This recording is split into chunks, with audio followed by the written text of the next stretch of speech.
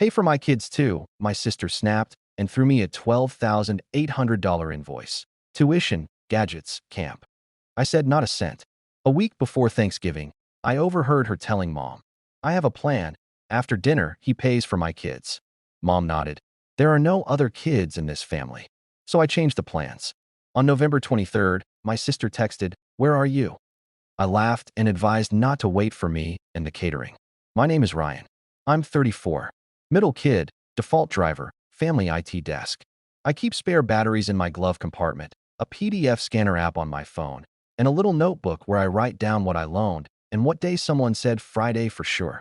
I'm a bookkeeper for a small construction company. I like tidy lines, receipts that match, and coffee that's been sitting a little too long because I forget it when I'm deep in spreadsheets. My older sister, Ava, is the golden one. Marketing, big laugh, hair that behaves. My younger brother, Nate, is charming in a way that always finds a couch. Our parents orbit Ava like she's the only warm thing in space. It's been this way forever. Her achievements get speeches. Mine get a nod. Nate gets, he's finding himself. I don't complain. I keep the group chat organized with calendars and birthdays. I take photos at events because no one else remembers to. I fix printers. I Venmo. I show up. This year, I also wrote Thanksgiving, November 23rd, on a sticky note and stuck it to my fridge. I had a plan. Go to my parents' place, bring the Brussels sprouts, help my dad with the folding table, endure the polite remarks about my single life, drive home early. Simple. Keep the peace. Don't start anything.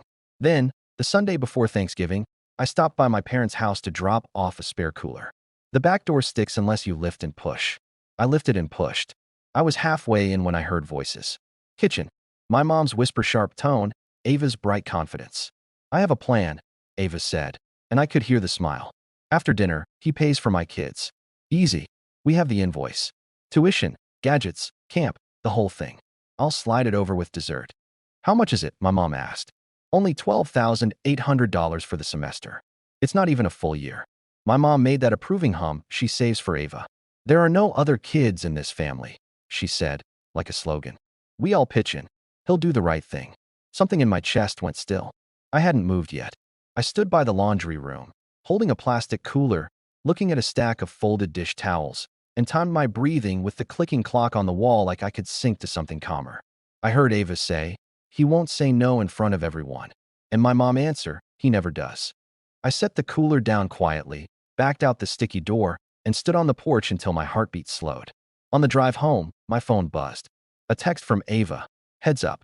I'll need your card after dessert. It's simpler if you just do it, okay? Love you. Heart emoji. Stacked hands emoji. The invoice PDF arrived 2 minutes later. Subject line, pay for my kids too. I didn't respond.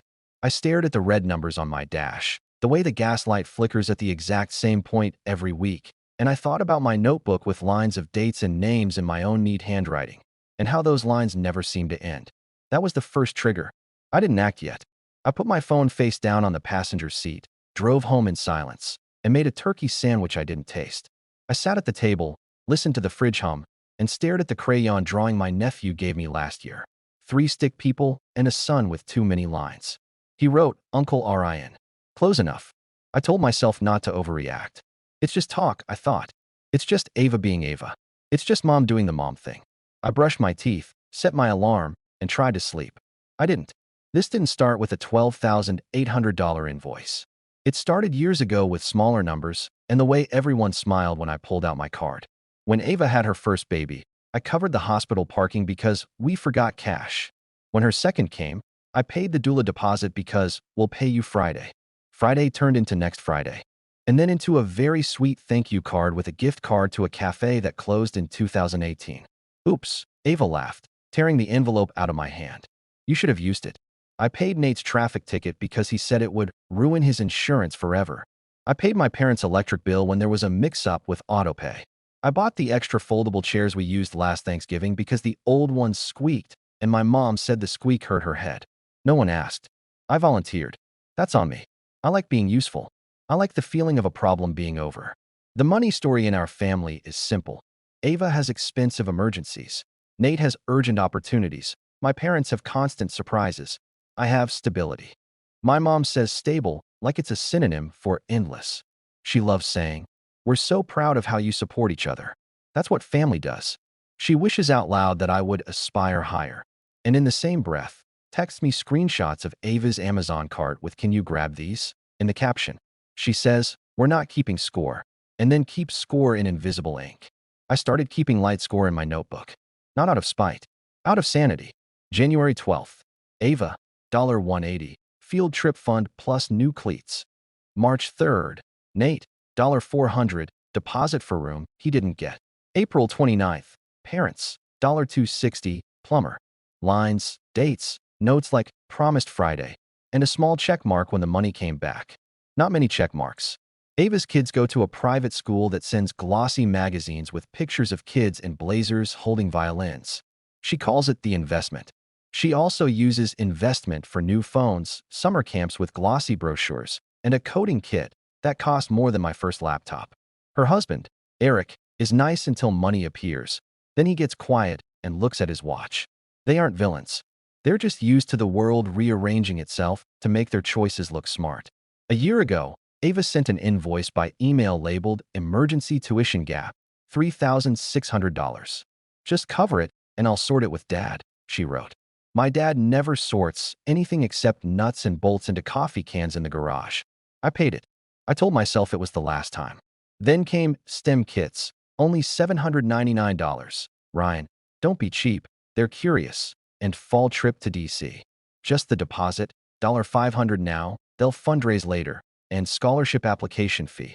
A fee to apply for a scholarship. This one killed me. I don't have kids. My guesses about future costs live in a tiny tab named Someday. But I'm not blind. Rent is up. Milk is up. The dentist is a luxury item. My car needs new tires. The tooth that buzzes sometimes needs a crown soon. I budget with the quiet panic of someone who knows 3 bad months could erase 10 good ones. I've told Ava no. Sometimes. Once, she handed me a physical invoice at my nephew's birthday party like a party favor. "Gadgets," she said. "They need them for school." I said, "They don't need 2 iPads and new headphones for kindergarten." She said, "It's for their brain development." My mom, cutting cake, said, "Don't stifle them." I said, "They have more devices than I do." Ava said, "Maybe that's your problem." Eric laughed and said, "He's old school." My dad turned up the music. When I push back, my mother goes strategic. "There are no other kids in this family," she'll say, which means every expense is everyone's. We don't separate. We all do our part. The part assignments are mysterious and fixed. Ava's part is selecting nice things. Nate's part is making everyone laugh. My part is paying for the nice things and listening to the jokes. There was the year my parents forgot to save for property taxes and I floated it because the penalties scared them. There was the month Nate's landlord threatened eviction and I just spotted him because it's complicated. There were the holidays I bought half the food because the word catering makes my mom feel like a queen. She calls it light catering. There's nothing light about the bill. I told myself the same sentence every time. It's family, and I can afford it. Here's the part one don't like admitting. Being the rescuer feels good, until it doesn't. It makes me feel capable. It turns noise into quiet. But quiet bought with resentment isn't real quiet. It's holding your breath until the room calms down. You still suffocate. So when I heard Ava tell my mother, "I have a plan. After dinner, he pays," something that had been wobbling inside me set down. Not rage. Not yet. Just an internal no, not allowed. Not again. I didn't text back. I didn't forward the invoice to Lena. There is no Lena here. It's just me. I didn't call my grandma for backup.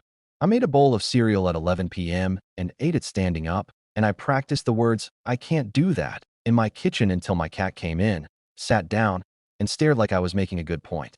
I slept badly. Every time I drifted off, I heard my mom say, "There are no other kids." And I saw a table with a slice of pie and a piece of paper and all the eyes turning to me. In the morning, I put the invoice on my desk and stared at the line items. Tuition, $8,400. Gadgets, $2,100. Camp, deposit plus gear, $2,300. Total due, $12,800. Due date, ASAP, before Thanksgiving to avoid late fees. Ava had added a note. "You can put it on your rewards card." I closed the PDF, walked to the mirror, and said out loud, "No," it sounded small. Then I said it again and again until it sounded like a complete sentence. Thanksgiving planning is a ritual in our family. My mom makes the list, Ava adds expensive touches, Nate promises ice and forgets it. I fill the gaps. This year, my mom wanted light catering for the turkey and sides because the oven hates me. She told me the menu like she was reading poetry. Herb turkey, truffled potatoes, glazed carrots, mac and cheese for the kids, 3 pies. We'll pick up rolls, she added, like that made the rest simple. Who's paying? I asked, even though I knew. Don't start, she said. We're all pitching in. It'll be under 1,000. That's reasonable. I pictured the money I'd already sent this month. $300 to Nate for bridge until Tuesday. $210 for my parents' prescription copay because the card didn't work. And the recurring $70 internet bill I pay because you set it up. Sweetie, it's easier if you keep it. I heard the little buzzing tooth. I said, I can't do catering this year. I'll bring Brussels and a dessert. My mom sighed like I dropped a tray. Ava's kids won't eat Brussels sprouts. They'll eat what everyone eats, I said. My own voice surprised me. It didn't wobble. She made a noise. Ava's handling the important part, she said, meaning the invoice. Don't be difficult. I didn't answer. I said, I'll be there at 2. Then I hung up and sat looking at my wall clock. It ticked like an ankle on a chair. I opened my email, looked at the invoice one more time, and felt a wave of something hot. Then it cooled. Clarity is a temperature drop. 2 days before Thanksgiving, Ava texted again. Hey, send the card details so I can pre-run it with the school and camp. Saves time Thursday. I typed. No.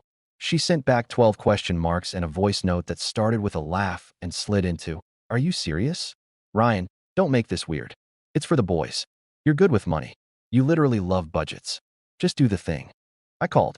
I'm not paying your invoice, I said. Not a cent. She made a sound like she'd dropped her phone into a sink. Excuse me. I'm not paying. I won't be discussing it at dinner or after dinner. And if you bring it up, I'll say no in front of everyone. You're punishing my kids. I'm not punishing anyone, I said. I'm ending a pattern. I can't keep funding your choices. I'm not a second parent to your kids. Mom said. I heard what Mom said. I cut in. There are no other kids in this family. That's not true. There are your kids. There are Nate's someday kids. There are hypothetical future kids. There are adults who made decisions. And there is me. I'm allowed to be a separate person. She went quiet. Then, wow. On Thanksgiving week. You're heartless. I'm boundary full, I said, and immediately regretted the phrasing, but not the meaning. She hung up. That night, my mom called with the tone she uses for doctor appointments. Ava tells me you're being difficult. I'm saying no. She launched into the speech. We raised you. We did without. We never asked. You asked, I said. You ask all the time. You just don't call it that. She went silent long enough to feel like a tiny victory. Then she tried another angle. Family isn't transactional. Money is, I said. And this is money. You'll regret this, she said, voice going small and sharp. I already regret the last 5 temporary emergencies, I said. And we sat in the quiet for a beat. And then she said, fine. Don't bring a thing. Like it was a punishment, and hung up. I thought I'd feel sick. Instead, I felt like I'd been holding a heavy bag by the handles and finally put it down. A week before Thanksgiving, I stopped by my parents again because I wanted to look my mother in the face and check my own resolve. I pulled into the driveway. The curtains were open. I could see my mom at the table with her binder of lists, Ava beside her, both heads bent over paper. I lifted and pushed the sticky door. I heard their voices before they saw me. I have a plan, Ava said, same tone as before. After dinner, he pays for my kids. Like she was explaining a seating chart. I'll do the toast about gratitude. I'll talk about community. Then I'll slide the invoice over. He won't embarrass me in front of the boys. My mom nodded. There are no other kids in this family, she said again. He'll do the right thing when he sees their faces. I stepped into the frame. Hi. They both flinched. My mom covered the paper with her hand like a teenager hiding a quiz. Ryan. Oh, we didn't hear you. Sticky door, I said. Ava recovered instantly. Great timing. Look, about Thursday. No, I said. We're not doing that. She laughed brightly. Doing what? The performance. The toast. The invoice. I'm not paying. Not now. Not after dessert. Not later. You really want to do this here? She asked, lowering her voice like I was the one making a scene. I want to do this once, I said. My mom's mouth tightened. You're being cruel. I'm being clear, I said. Clarity sounds cruel when you're used to getting your way. Ava pushed the invoice toward me anyway. Just look. I've looked, I said. It says $12,800. That's not my bill. Everyone benefits when my kids succeed, she said. That's how families grow wealth. I benefit when my savings exist, I said. I benefit when my car gets new tires before the tread is smooth. I benefit when I can handle my own dental work. I'm not setting myself on fire to keep you warm. You love those boys, my mom said. And it was a statement, not a question. I do, I said. I love them enough not to tie their joy to my credit limit. Ava stared. You've changed. I've noticed, I said, and turned to leave because the conversation was a loop and I'd reached the start again. On the porch, my phone buzzed. It was the catering company. Hi, we just need the card on file to run the deposit for Thursday. I could see my mother's silhouetted head in the window. I pictured her beaming when the trays arrived, bragging about light catering. I felt the bag handles in my hands again, the weight of years. I took a breath. I won't be placing that order, I said. Please take my name off the account. If someone else wants to handle it, they'll call you. The woman said okay in a practiced way. I thanked her. I hung up. Then I made a different call. I texted my friend Caro, who runs a tiny cafe that does holiday boxes. Any chance you have 2 small Thanksgiving boxes left? She did. I paid for one for me and one for Nate because I knew he'd end up eating cereal if my mom went nuclear. Pick up November 23rd at 1 p.m., she texted. Done. I also drove to the store and bought a frozen pumpkin pie because an empty plate on a quiet table can feel like a small failure. I put the pie in my freezer and stuck a note on it. November 23rd. On NOV 23rd, 11:15 a.m., my phone lit up. Ava, where are you? Mom, ETA. Dad, your mother is nervous. The group chat. Don't be late. I took a photo of the sky, empty and sharp, and then typed back to Ava. Don't wait for me and the catering. She sent a wall of text. WHAT. Are you kidding? Mom thinks you're picking it up. They're already here. People are coming.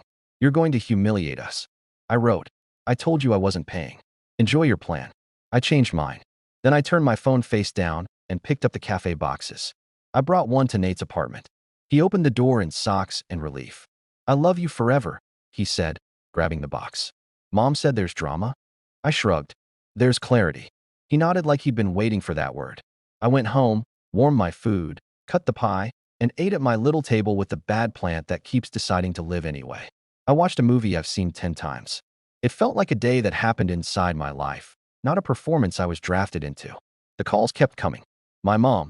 How could you? My dad. You put us in a terrible position. Ava, you're dead to me. Then another. Okay, not dead, but wow. Then, you ruined Thanksgiving. Then, the boys are crying. They cry when there are no marshmallows. I know how this works. I waited until 7 p.m., then I called my mom back. Did people eat? I asked. Yes, she said tight. We ordered pizzas. Good, I said. Happy Thanksgiving. You should apologize, she said. For what? For abandoning your family, she said. I didn't abandon anyone, I said. I refused to finance a trap. There's a difference. You did it for attention, she said. I did it to stop bleeding money, I said.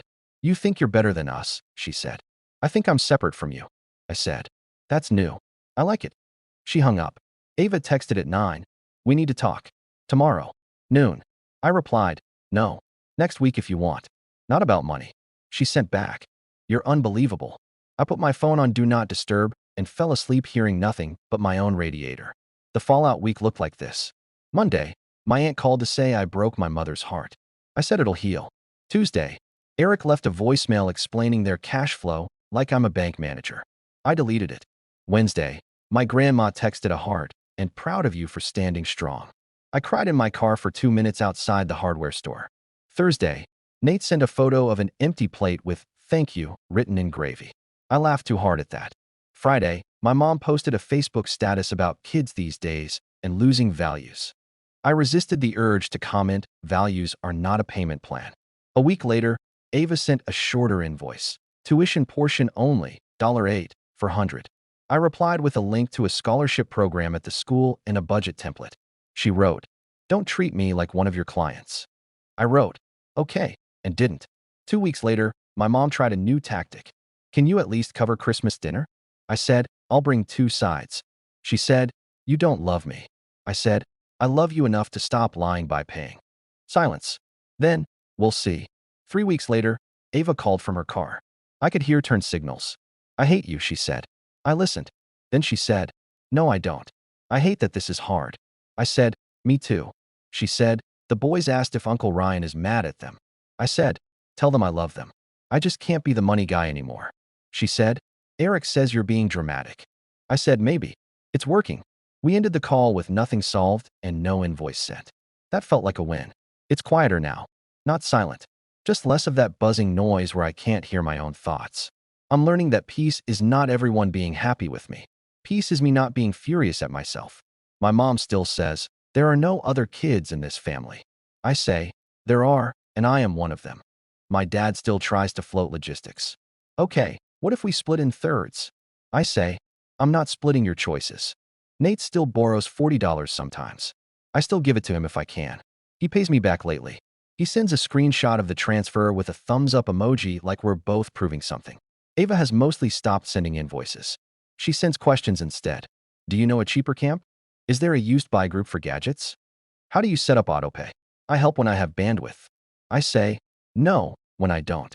She tries to guilt me once a month. I let it pass. She sends a photo of the boys at the park sometimes. I heart it. I send a sticker book. Not a laptop. A sticker book. I put new tires on my car. The hum on the highway is different, steady, safe. I booked a dentist appointment and told the hygienist I want to fix the crown in March. I set up a little automatic transfer to a folder named Someday. It tucks away $100 a month. It's not impressive. It's mine. For Christmas, I brought mac and cheese and roasted carrots. My mom tried the line again, you don't love me, when I wouldn't pay for light catering. I said, I love you. I'm not paying. She squinted, then hugged me like she was angry and affectionate at the same time. That's my mother. I accept the hug, not the invoice. If you're reading this because someone in your family slid you a bill with a smile, or because you overheard them planning your generosity like a weather event that always happens, here's what I learned the hard way. Write down your lines. Actual sentences. I can't do that. That's not my bill. I'm ending a pattern. I love you. No. Say them out loud in your kitchen until they stop shaking. Expect people to call you cruel when you get clear. They're not used to separate you.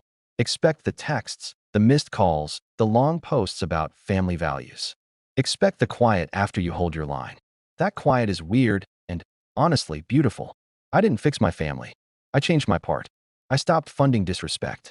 I stopped treating my wallet like a fire extinguisher for bad planning. I stopped confusing helpful with available. I started being a person with my own budget and my own holidays. On November 23rd, when Ava texted, "Where are you?" I laughed and told her not to wait for me and the catering. That was the first holiday with my new rule. It wasn't a triumph. It was a table with 2 place settings and a pie, and a man eating slowly and feeling something new. Relief. My name is Ryan. I'm 34. Middle kid. Bookkeeper. Person with boundaries. There are, in fact, other kids in this family. One of them is me, and I'm finally acting like it.